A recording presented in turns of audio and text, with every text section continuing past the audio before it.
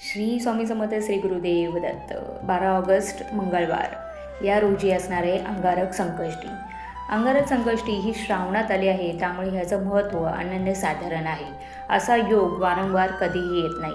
या अंगारकी संकष्टीला तुम्हाला उपवास तर करायचा आहे. ज्या मुलांमध्ये बुद्धी कमी आहे किंवा त्यांना अभ्यास करण्याचा कंटाळा येतो, त्यांच्याकडून आवर्जून उपवास करून घ्या. पण लहान मुलांना जर उपवास करायला जमत असेल तर त्यांच्याकडून अथर्वशीर्ष किंवा ओम गण गणपते नमः याचे 108 वेळा पठण करून घ्या.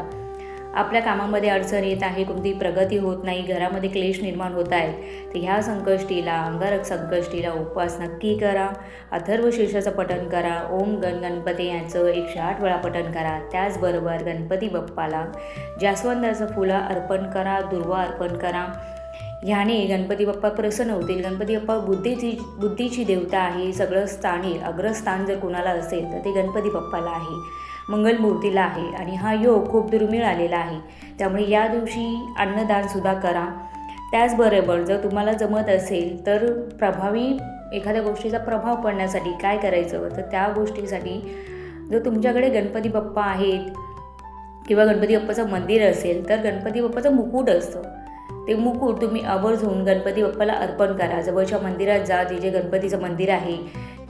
म्हणजे ते चांदीचं असलं पाहिजे, सोन्याचं असलं पाहिजे असं काही नाही. बाजारामध्ये, मार्केटमध्ये साधे मुकुटसुद्धा गणपती बाप्पाचे भेटतात, ते घ्या.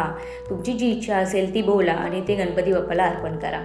त्याचबरोबर दुर्वा तर तुम्हाला अर्पण करायचं आहे, जास्वंद पण अर्पण करायचं आहे. तर जवळच असलेल्या गणपतीच्या मंदिरात जा. त्या दिवशी मोदकाचा नैवेद्य गणपती बाप्पाला द्यायला विसरू नका. तर ही जी अंगारक संकष्टी आलेली आहे ती खूप महत्त्वाची आहे. नक्की उपाय करा. याच्याने सगळी अडकलेली कामे दूर होतील, मनाला शांती भेटेल, मुलांची प्रगती होईल, तुमची प्रगती होईल. खूप छोटेसे उपाय असतात, पण त्याचा प्रभाव आपल्या आयुष्यामध्ये खूप मोठा होतो. आणि कमेंटमध्ये लिहायला विसरू नका. श्री स्वामी समर्थ.